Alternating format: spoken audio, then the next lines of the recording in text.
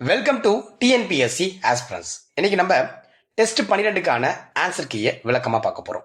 Unit 4ல இந்திய ஆட்சியல் என்ற தலைப்பின் கீழ் அடங்கி இருக்கக்கூடிய ஒரு முக்கிய பகுதி தான் குடியுரிமை, அதாவது சிட்டிசன்ஷிப். இதிலிருந்து 50 வினாக்கள் அடங்கிய வினாத்தாளுக்கு விடைகளை விளக்கமா பார்க்க போறோம். இது பார்ப்பதற்கு 50 வினாக்கள் போல தெரியும், ஆனா இதுல 100க்கு மேற்பட்ட வினாக்கள் அடங்கியிருக்கு. ஸோ நம்ம ஆன்சருக்கு போயிடுவோம். ஃபர்ஸ்ட் கொஸ்டின், இந்தியாவை பொறுத்தவரை பின்வரும் கூற்றுகளில் எவை சரியானது? கூற்று 1, குடியுரிமை திருத்த மசோதா 2003 ஆனது பாராளுமன்றத்தில் 2003 டிசம்பர் 22 அன்று நிறைவேற்றப்பட்டதுன்றாங்க. இது கரெக்ட் தான். இந்திய குடியுரிமை திருத்த சட்டம் 2003 ஆனது 2004 ஜனவரி 4 முதல் நடைமுறைக்கு வந்ததுன்றாங்க. இதுவும் கரெக்ட் தான். இந்தியாவில் சட்டவிரோதமாக குடியேறுபவர்கள் யார் யார் என்பதை சட்ட திருத்தம் விளக்குகிறதுன்றாங்க, அது விளக்கும்ன்றாங்க. கரெக்ட் தான். அதாவது இந்த ஃபர்ஸ்ட் கொஸ்டினுக்கு 3மே ஆன்சர் தாமா. இதுக்கு ஆன்சர் என்ன அப்படின்னா அனைத்தும் சரி. அதாவது குடியுரிமை திருத்த மசோதா 2003 இதை அப்படி விளக்கமா பார்த்துருவோம். குடியுரிமை திருத்த மசோதா 2003 ஆனது பாராளுமன்றத்தில் 2003 டிசம்பர் 22 அன்று என்ன பண்றாங்க, நிறைவேற்றுறாங்க.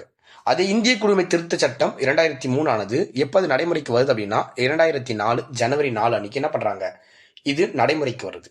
அப்ப இந்த சட்டம் என்ன சொல்லுதுன்னா, யார் யார் பார்த்தா சட்டவிரோதமா குடியேறுபவர்கள் அப்படின்றதுக்கு ஒரு விளக்கத்தை கொடுத்துச்சு. அப்ப 3மே இது சரிதான். இந்த கேள்வி லட்சுமிகாந்த் புத்தகத்திலிருந்து எடுக்கப்பட்ட கேள்வி, ரொம்ப முக்கியமான கேள்வி. லட்சுமிகாந்த் ஆங்கில வழியில் இருக்கும், நாங்க உங்களுக்கு தெளிவா தமிழ்ல மொழிபெயர்த்து கொடுத்திருக்கோம். இதுக்கு ஆன்சர் டெல்லி. செகண்ட் கொஸ்டின், பின்வரும் கூற்றுகளில் எவை சரியானது? பின்வரும் கூற்றுகளில் எவை சரியானது?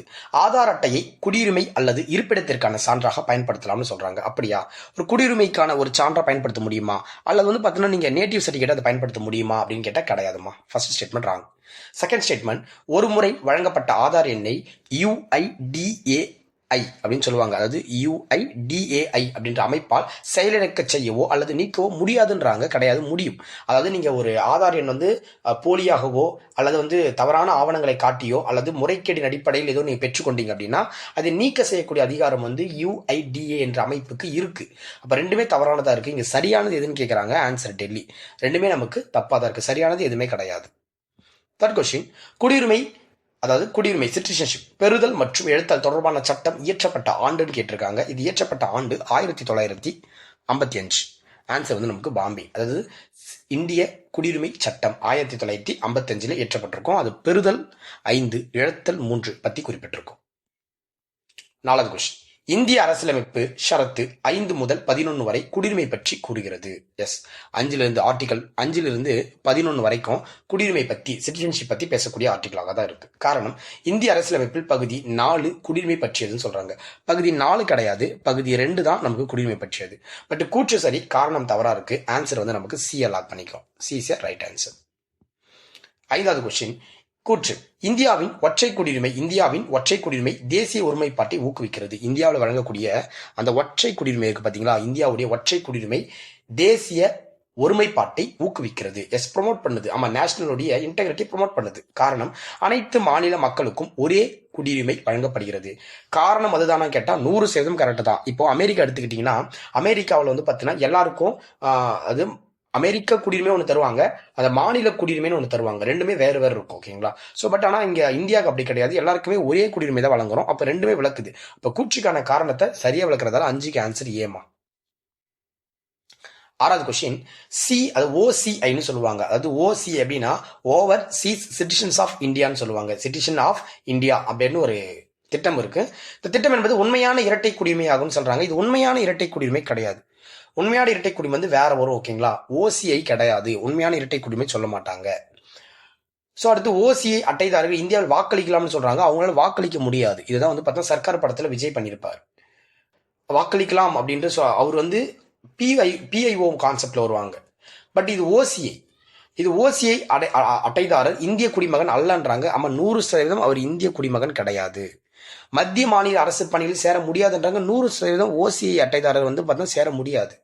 அப்ப இதுக்கு ஆன்சர் என்ன குரு சார் அப்படின்னு பாத்தீங்கன்னா 3, 4 சரியானதா இருக்கு. சரியானதா கேட்டிருக்காங்க. ஆன்சர் நமக்கு டெல்லி. சரியானதான்னு கேட்டிருக்காங்க. சரியானது டெல்லி. OCI எந்த ஆண்டு குடியுரிமை திருத்த சட்டத்தின் மூலமாக கொண்டு வரப்பட்டுச்சுன்னா 2005 ஒரு குடியுரிமை திருத்த சட்டம் கொண்டு வரப்பட்டிருக்கும். அந்த சட்டத்தின் மூலமாக தான் பார்த்தீங்கன்னா இந்த overseas Indians citizen of India அப்படின்ற அந்த திட்டம் கொண்டு வரப்பட்டிருக்கும். 8வது கொஸ்டின், குடியுரிமை பெரும் வழி சரியானது கேட்கிறாங்க. எப்படிலாம் பெறலாம் அப்படின்னா, பர்த் பிறப்பின் அடிப்படையில் குடியுரிமை பெற்றுக்கலாம், வம்சாவளி ஓகேங்களா, வம்சாவளி மூலமாக குடியுரிமை பெற்றுக்கலாம், பதிவு செய்தல் ரிஜிஸ்ட்ரேஷன் மூலமாக குடியுரிமை பெற்றுக்கலாம், இயற்கை குடியுரிமைனாலும் இயல்பு குடியுரிமை ரெண்டும் ஒன்று தான். நேச்சுரலைசேஷன் அடிப்படையில் நம்ம குடியுரிமை பெற்றுக்கலாம்.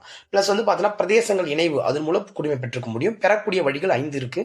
இப்போ ஆன்சர் பார்க்கும்போது நம்ம என்ன எடுத்துக்கலாம்னா, அனைத்துமே சரியா இருக்கு. ஆன்சர் நமக்கு என்னது? C is a right answer. அனைத்துமே நமக்கு சரியானதாக இருக்கு.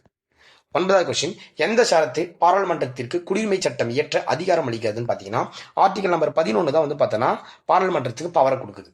அதாவது ஒரு குடியுரிமை சட்டத்தை இயற்ற பாராளுமன்றத்திற்கு அதிகாரம் வழங்கக்கூடியது ஆர்டிகல் நம்பர் 11. ஸோ 10வது கொஸ்டின், எந்த சூழ்நிலையில் ஒருவரது இந்திய குடியுரிமை நீக்க முடியாதுன்றாங்க. அதாவது எந்த சூழ்நிலையில ஒருத்தருடைய குடியுரிமை நீக்க முடியாது அப்படின்னா, போர் நடந்து கொண்டிருக்கக்கூடிய சூழ்நிலையில ஓகே, ஒரு இடத்துல போர் நடந்துட்டு இருக்கு அப்படின்னா, போர் நடந்துட்டு இருக்கும் போது நம்மளால என்ன பண்ண முடியாது, ஒருத்தருடைய குடியுரிமையை நீக்க முடியாதுமா. அவசர நிலை அமலுக்கும் போது கூட பண்ணிக்கலாம். பட் இப்போ இதுக்கு எக்ஸாக்டா ஆன்சர் சொல்லணும்னா, 1 செகண்ட், இதுக்கு நான் தப்பா ஆன்சர் சொல்லிட்டேன். 1 செகண்ட். அவசர நிலை அமலில் உள்ள போதும் கிடையாது, போர் நடந்து கொண்டிருக்கும் போது கிடையாது, தேர்தல் நடைபெறும் போது. அப்ப மேலே உள்ள அனைத்தும் சரியான ஆன்சர். அவசர நிலையில் நம்ம பண்ண முடியாது, எலெக்ஷன் டைம்ல ஒருத்தருடைய இது பண்ண முடியாது. அப்ப மேலே உள்ள அனைத்தும் தான் இதுக்கு சரியான ஆன்சர். 10வதுக்கு என்ன ஆன்சர் நமக்கு? Delhi is the right answer. 10வதுக்கு டெல்லி தான். மேலே உள்ள அனைத்துமே நமக்கு வரும். ஓகேங்களா. 11, இந்தியாவின் குடியரசுத் தலைவராக தகுதி பெறுபவர் யாருன்னு கேட்கிறாங்க. அதாவது நீங்க குடியரசுத் தலைவராக உங்களுக்கு வந்து பார்த்தோன்னா ஒரு குவாலிஃபிகேஷன் என்ன கேட்குறாங்க, இந்தியாவின் குடியரசுத் தலைவர் ஆவதற்கான தகுதி குவாலிஃபிகேஷன் என்ன அப்படின்னு கேட்டீங்கன்னா, 2 குவாலிஃபிகேஷன்ஸ் இருக்கு. ஒன்று பிறப்பால் குடிமகனா இருக்கணும், இல்லைன்னா நேச்சுரலைசேஷன் ஓகேவா, இயல்பு குடிமை பெற்றிருக்கணும். அப்போ ஏபி. அப்போ ஆன்சர் வந்து நமக்கு சி எடுத்துக்கலாம். 11க்கு சி இஸ் ரைட் ஆன்சர். 12வது, கீழ்கண்டவற்றுள் எந்த ஒன்று இந்திய குடியுரிமை பெரும் வழி அல்லன்னு கேட்குறாங்க. எது வந்து பார்த்தீங்கன்னா குடியுரிமை வாங்குவதற்கான வழி அல்ல அப்படி பார்த்தீங்கன்னா, ஸோ ஆன்சர் வந்து ஏ தான். ஏன்னா வம்சாவளி மூலம் பெற முடியும். இந்தியாவுடன் பிரதேசங்கள் இணைக்கிறது 1961 பாண்டிச்சேரி இணைச்சிருப்பாங்க, அதனால எடுத்துக்கலாம். இயல்பு குடியுரிமைன்னு எடுத்துக்கலாம். பட் சொத்து உரிமை பெறுவதன் மூலமாக ஒருத்தர் வந்து பார்த்தோன்னா குடியுரிமை பெறலாமான்னு கேட்டால் கிடையாதுமா. இப்போ அமெரிக்காவில் இருக்கிற ஒருத்தர் வந்து இந்தியாவில் வந்து லேண்ட் வாங்கிட்டாருன்றதுக்காக அவருக்கு இங்கே குடியுரிமை கொடுக்க முடியாது அல்லவா. ஸோ அதான் சொல்ல வராங்க. ஸோ 13வது, ஒரு நவீன மக்களாட்சி நாட்டில், அதாவது நவீன ஒரு மக்களாட்சி நாட்டில் குடியுரிமை என்பது அப்படின்னா ஒரு நாடாளுமன்ற லீகல் ரைட்ஸ் சொல்லலாம். பார்லிமெண்ட் லீகல் ரைட்ஸ், நாடாளுமன்ற சட்ட உரிமை. ஒரு நவீன மக்களாட்சி நாட்டில் குடியுரிமை என்பது ஒரு பார்லிமெண்டோடைய ஒரு லீகல் ரைட்ஸ் எடுத்துக்கலாம் நம்ம. ஓகேங்களா. 14வது கொஸ்டின் பாருங்க, குடியுரிமை திருத்த சட்டம் 2019. குடியுரிமை திருத்த சட்டம் 2019 பின்வரும் கூற்றுகளில் எது எவை உண்மையானவை?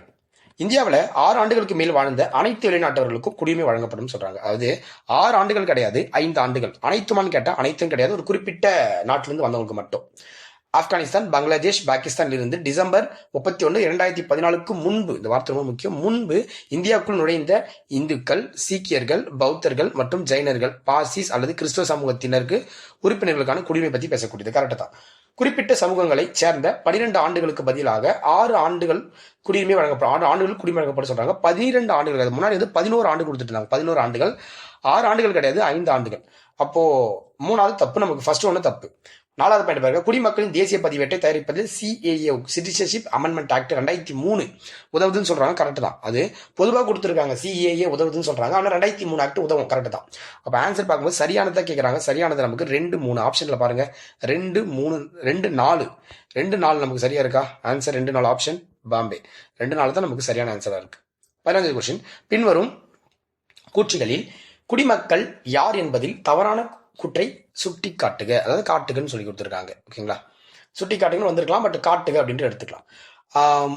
குடிமக்கள் முழு சிவில் உரிமைகளை அனுபவிக்கிறார்கள் சொல்றாங்க. அது கரெக்ட் தான் குரு சார் அப்படின்னு கேட்டால் 100% கரெக்ட் தான், அனுபவிக்கிறாங்க. கரெக்ட் தான். அரசியல் சமூகத்தின் உறுப்பினர்கள் கரெக்ட் தான், இதுவும் கரெக்ட் தான். குடிமக்கள் அரசியல் உரிமைகள் அனுபவிக்கவில்லைன்னு சொல்றாங்க. அதாவது அரசியல் உரிமைகள் அப்படின்னா அடிப்படை உரிமைகள் தான் அரசியல் உரிமைகள் சொல்றாங்க, அனுபவிக்கவில்லைன்னு சொல்றாங்க. ஒரு குடிமகன், எல்லா குடிமகனுக்கும் அடிப்படை உரிமைகள்ன்றது முக்கியமானது அல்லவா. ஸோ அப்போ 3வது தான் நமக்கு தப்புமா. ஆன்சர் வந்து நமக்கு டெல்லி. 16, சிட்டிசன் என்ற சொல் எந்த மொழி சொல்லுன்னு கேட்குறாங்க. சிட்டிசன் அப்படின்றது லத்தீன் மொழியிலிருந்து வந்த ஒரு சொல்லுமா. ஓகே, நகரங்கள் வசிப்பவர் என்ற பொருள் வரும், அதுக்கு நான் வச்சுக்கோங்க. 17, இந்திய குடியுரிமை சட்டம் 1955 கீழ் ஒருவர் இந்திய குடிமகனாக வேண்டும் என்று என்னென்ன ஃபாலோ பண்ணணும்னு கேட்குறாங்க. அதாவது இந்தியாவில் பிறந்திருக்க வேண்டும், ஃபர்ஸ்ட் பிறந்திருக்கணும், இல்லை வம்சாவளியாக இருக்கணும், இந்திய வம்சாவளியாக இருக்கணும், இல்லைன்னா இந்தியரை மணந்திருக்க வேண்டும். இந்தியரை மணந்திருக்க வேண்டிய அவசியம் கிடையாது. அதாவது அந்த சட்டத்தின் அடிப்படையில் தான் கேட்குறாங்க. குடியுரிமைக்காக பதிவு செய்திருக்க வேண்டும், பதிவு செஞ்சு நம்ம வாங்கிக்கலாம். அப்போ 2 1-4, அது 1-4 ஆன்சர் வந்து டெல்லி. திருமணம் செஞ்சு வாங்கிக்கலாம், பட் ஆனால் இந்த சட்டத்தின் அடிப்படையில் ஒருத்தர் பெறுதல் வழி அப்படி சொல்லியிருக்க மாட்டாங்க. ஸோ ஆன்சர் டெல்லி தான் பெஸ்ட் ஆன்சர். 18வது கொஸ்டின், குடியுரிமை பற்றி சரியான வாக்கியத்தை கூறுகன்னு சொல்றாங்க. குடியுரிமை பற்றி சரியான வாக்கியத்தை கூறுக. இந்திய அரசியலமைப்பு பகுதி 4 கிடையாது 2ல ஷரத்து 5 முதல் 11 குடியுரிமை பற்றி பேசுன்னு சொல்றாங்க. இந்திய குடியுரிமை திருத்த சட்டம் 2019 ஆனது 2020 ஜனவரி 10ஆம் தேதி நடைமுறைக்கு வந்திருக்கும். கரெக்ட் தான், இது பாயிண்ட் கரெக்ட் தான். ஸோ துரத்தல், முடிவுக்கு கொண்டு வருதல் மற்றும் இழக்கச் செய்தல் மூலம் ஒருவர் குடியுரிமை இழக்கலாம் சொல்றாங்க. இது 3மே கரெக்ட். இந்த 3வது பாயிண்ட் கரெக்ட். இந்திய குடியுரிமை திருத்த சட்டம் 2019 இந்திய குடியுரிமை பெறுவதற்கு மதம் ஒரு காரணமாக வெளிப்படையாக குறிப்பிடப்பட்டிருக்கு. முதன்முறையாக திருத்த சட்டத்தில் தான் அப்படின்னு சொல்றாங்க. ஆமா, மதம் தான் குடியுரிமைக்கு ஒரு முதன்மை காரணம் அப்படின்னு சொல்லி இந்த 19வது சட்டத்தில் கொண்டு வந்திருப்பாங்க. இது பெரிய முஸ்லிம்ஸ்ல பெரிய எதிர்ப்பு விதிச்சாங்க. பட் இதுக்கு சரியானது கேட்கறாங்க. சரியானதுக்கு 1 தப்பு அப்படின்றப்ப 1க்கு ஆப்ஷன் ரிமூவ் பண்ணு. மீது எல்லாம் ஆன்சர் அப்படின்னா நம்ம ஏ எடுத்துக்கலாம். AC right answer. 18க்கு ஏசி ரைட் ஆன்சர். பாண்டிச்சேரி இந்தியாவுடன் எந்த ஆண்டு இணைந்ததுன்னு கேட்கறாங்க. 1962ல பாண்டிச்சேரி இணைக்கப்பட்டிருக்குமா? 1962. இது வந்து பிரதேசங்கள் இணைவு அப்படின்ற கான்செப்ட்ல இணைக்கப்பட்டிருக்கும் 1962. 20வது கொஸ்டின், ஷரத் 5 குறிப்பிடும் குடியுரிமை பெறும் நபர்களின் தகுதிகளை கண்டறிகின்றாங்க. குவாலிஃபிகேஷன், ஓகேங்களா? தகுதி, அதாவது அவர் இந்தியாவில் பிறந்திருக்க வேண்டும். கரெக்ட் தான். பெற்றோர் இருவரும் இந்திய குடிமகனாக இருக்க வேண்டும். இருக்கணும். கரெக்ட் தான். இந்திய அரசியலமைப்பு தொடங்கும் முன்னர் அவர் இந்தியாவில் 5 ஆண்டுகளுக்கு குறையாமல் குடியிருந்தவராக இருக்க வேண்டும் சொல்றாங்க. இதுவும் கரெக்ட் தான். சில நேரங்களில் உங்களுக்கு டவுட் வரும், சார் 2வது ஒன்றுல பெற்றோர் இருவரில் ஒருவர் வந்து இந்திய குடிமகனா இருந்தா கூட ஓகே தான் சார் அப்படின்னு சொல்லுவாங்க. பட் என்ன பொறுத்த வரைக்கும் நான் லட்சுமிகாந்த் எடிஷன்ல அப்டேட் பண்ணி தான் செக் பண்ணியிருக்கேன். ஸோ பெற்றோர் இருவரும் இந்திய குடிமகனாக இருக்கணும் அப்படின்றத கரெக்டான ஆன்சர். ஓகே, ஒருத்தர் அப்படின்றது கூட அப்புறமா தான் கொண்டு வந்திருப்பாங்க. அதுக்கு முன்னாடி வரும்போதே அப்படிதான் இருந்துச்சு. அப்ப ஆன்சர் வந்து சி தான் நமக்கு ரைட் ஆன்சரா இருக்கும். 21, அன்னை தெரசாவிற்கு எந்த வகையான குடியுரிமை மூலம் இந்திய குடியுரிமை பெறப்பட்டதுன்னு கேட்கறாங்க. அன்னை தெரசாவுக்கு எந்த கொடுத்தா அப்படின்னா பிரதேச இணைவுன்னு எடுத்துக்கலாம். இல்லை 21வது பாருங்க, ஆன்சர் வந்து நமக்கு என்ன வரும்? 21க்கு ஆன்சர் நமக்கு இயல்பு குடியுரிமை. இது வந்து ஏ தான் ரைட் ஆன்சர். ஏன்னா அவங்க அப்படிதான் வந்திருப்பாங்க. அதுக்கு கரெக்டான ஆன்சர் வந்து பார்த்தீங்கன்னா இயல்பு குடியுரிமை மூலமாக தான் அவங்க பெற்றிருப்பாங்க. ஸோ இயல்பு தான் நமக்கு கரெக்டான ஆன்சர் கூட. ஸோ நான் வச்சுங்க, ஓகேங்களா? பிறப்பால் கிடையாது, பிரதேச இணைவு கிடையாது, வம்சாவளி குடியுரிமை கிடையாது. ஆன்சர் நமக்கு என்னதான் வரும்? ஏ தான் வரும். ஓகேங்களா? ரொம்ப முக்கியமான கொஸ்டின். அனைத்து அரசா கொடுத்திருப்பாங்க. இந்திய குடியுரிமை திருத்த சட்டம் 2003 எந்த குழுவின் பரிந்துரை அடிப்படை ஏற்றப்பட்டது அப்படின்னு கேட்கறாங்க. அது இந்திய குடியுரிமை திருத்த சட்டம் 2003 யார் சார்? எந்த ரெக்கமெண்டேஷன் சார்? எந்த குழு ரெக்கமெண்டேஷன் சார் அப்படின்னா எல்எம்சிங்கி ரெக்கமெண்டேஷன். ஓகேங்களா? 2000 போட்டிருப்பாங்க அந்த குழுவை. இந்திய குடியுரிமை சட்டம் 1955 படி இதுவரை குடியுரிமை எத்தனை முறை திருத்தப்பட்டது அப்படின்னு கேட்டிருக்காங்க. 9 முறை திருத்தப்பட்டிருக்குமா? 9 முறை. எப்ப அப்படின்னா நம்ம கீழே பார்ப்போம், பின்னாடி பார்ப்போம். எப்போ 9 முறைகளை கீழே டிஸ்கஸ் பண்ணிடுவோம். 24வது கொஸ்டின், பின்னொரு கூற்றுகளை கவனி.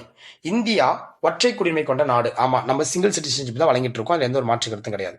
அரசியல் நிர்ணய சபையினால் இந்திய அரசியலமைப்பு ஏற்றுக்கொள்ளப்பட்ட நாளுக்கு முன்னரே இருந்தே குடியுரிமை உண்டுன்றாங்க. அப்படி அதுக்கு முன்னாடி குடியுரிமை இருக்கான்னு கேட்டா முன்னாடி குடியுரிமை கிடையாது. நமக்கு குடியுரிமை என்னும் சொல்லிற்கு இந்திய அரசியலமைப்பில் எங்கு வரையறை தரப்படவில்லைன்னு சொல்றாங்க.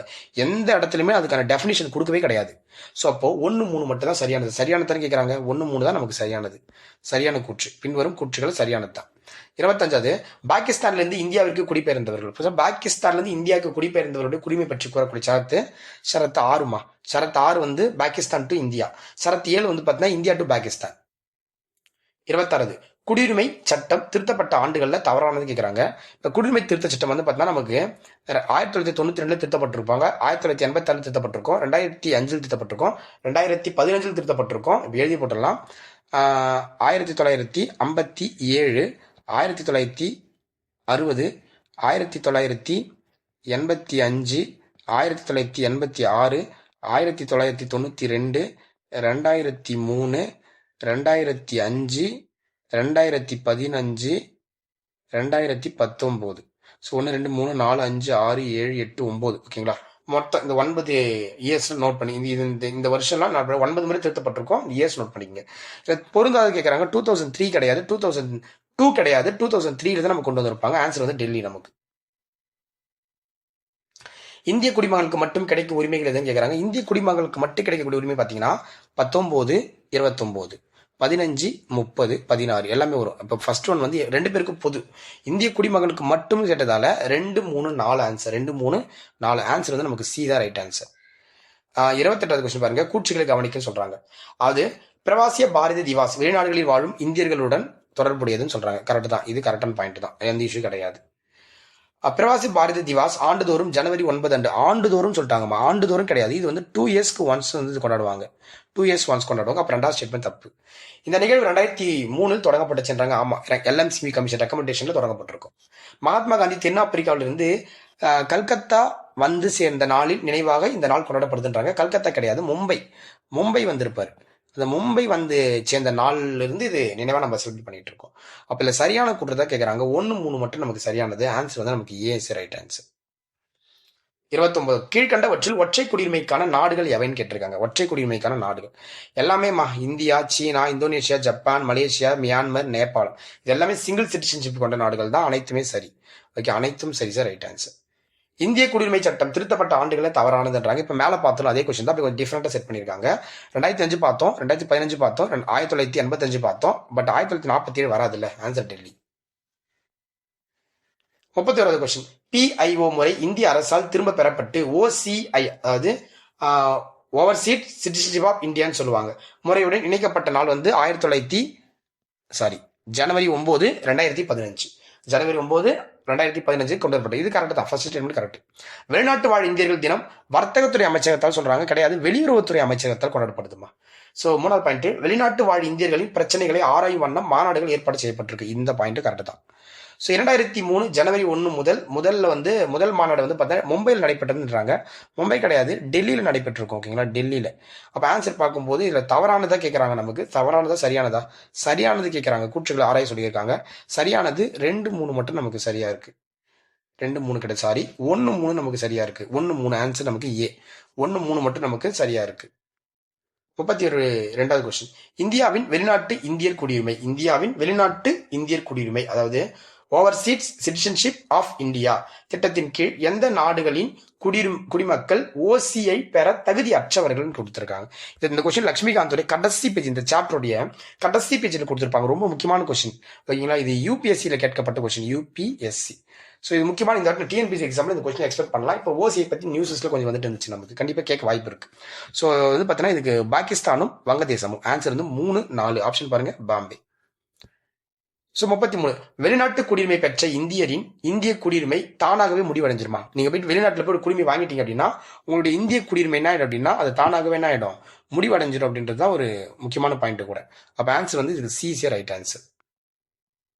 34, சரத்து 19 வழங்கும் சுதந்திர உரிமைகள் அயல் நாட்டினருக்கு கிடைக்கும் சொல்றாங்க. கிடையாது, அதாவது 19 குடியுரிமை வந்து பார்த்தீங்கன்னா ஒன்லி இந்திய குடிமக்களுக்கு மட்டும்தான், அயல் நாட்டவருக்கு அது கிடையாது. அப்ப இந்த பாயிண்ட் நம்பர் 1 தப்பு. காரணம் வந்து கொடுத்திருக்காங்க, காரணம் இந்திய குடிமக்களுக்கு மட்டும் சொல்றாங்க, இது கரெக்ட் தான். அப்போ கூற்று தவறு, காரணம் சரின்றதான் நமக்கு சரியான ஆன்சர். ஆன்சர் வந்து நமக்கு பாம்பே. 35வது கொஸ்டின், 35. இந்த 35 ஒரு பொறுத்துக்கு, பெரிய பொறுத்துக்கு. ஆக்சுவலி நம்ம ஆன்சர் பார்த்துட்டு நமக்கு க்ளூ பண்ணா கரெக்டா இருக்கும். 35க்கு ஆன்சர் வந்து நமக்கு ஏ தான், பொறுத்து சொல்லியிருக்காங்க. ஆன்சர் நமக்கு ஏ. அது ஃபர்ஸ்ட். ஷரத்து 5 வந்து பார்த்தீங்கன்னா அரசியலமைப்பு தொடக்க குடியுரிமை பத்தி பேசக்கூடியது. ஷரத்து 6 வந்து பார்த்தீங்கன்னா நமக்கு பாகிஸ்தான்ல இருந்து இந்தியா வந்தவர்களோட குடிமை பத்தி பேசக்கூடியது. ஷரத்து 7 வந்து பார்த்தீங்கன்னா இந்தியாவில இருந்து பாகிஸ்தானுக்கு போனவங்களோட குடிமை. ஷரத்து 8 வந்து பார்த்தீங்கன்னா வெளிநாட்டில் வாழும் இந்திய வம்சாவளி. எஸ், வெளிநாட்டு வாழ். ஷரத்து 9 வந்து வெளிநாட்டு குடிமை பெறுதல், பெற்றீங்கன்னா இழந்துருவீங்கன்னு சொல்லக்கூடியதுதான். ஷரத்து 10 வந்து பார்த்தீங்கன்னா குடியுரிமை தொடர்ச்சி பத்தி பேசக்கூடியது.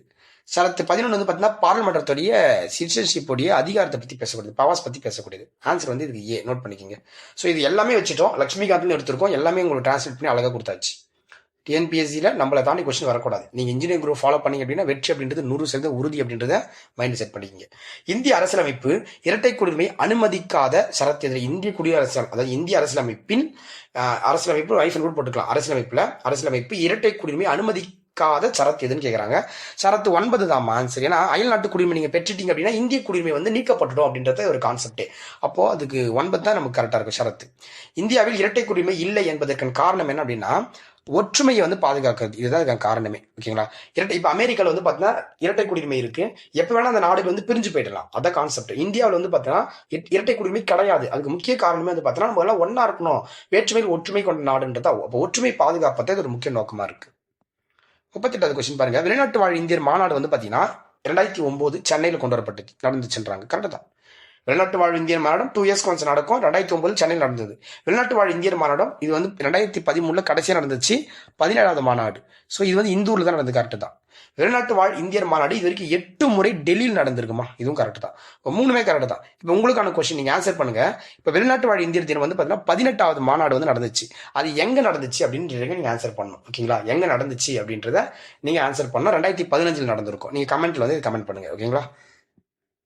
பதிவு மூலம் குடிமை பெறுவதற்கு முன் எதை மேற்கொள்ள வேண்டும் அப்படின்னா, நீங்க ரிஜிஸ்ட்ரேஷன் பண்ணி நீங்க குடிமை பெற்றுக்கிறீங்க அப்படின்னா அதுக்கு முன்னாடி வந்து ஒரு உறுதிமொழி எடுக்கணும்.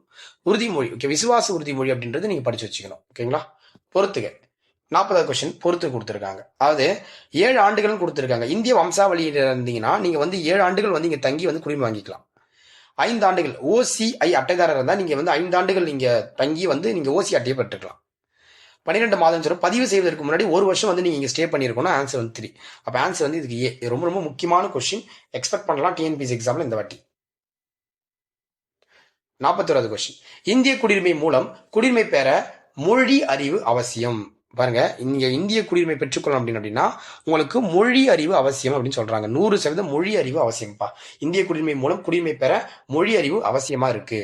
காரணம், 8வது அட்டவணையில் உள்ள மொழிகளில் ஏதேனும் ஒன்றை அறிந்திருக்க வேண்டும். 8th அட்டவணையில் மொத்தம் நமக்கு 22 மொழிகள் இருக்கும், அங்கீகரிக்கப்பட்ட மொழிகள். அது ஏதோ ஒன்று தெரிஞ்சிருக்குன்னு சொல்றாங்க. கரெக்டாக ஆன்சர் வந்து இதுக்கு நமக்கு ஏ தான் ரைட் ஆன்சர்.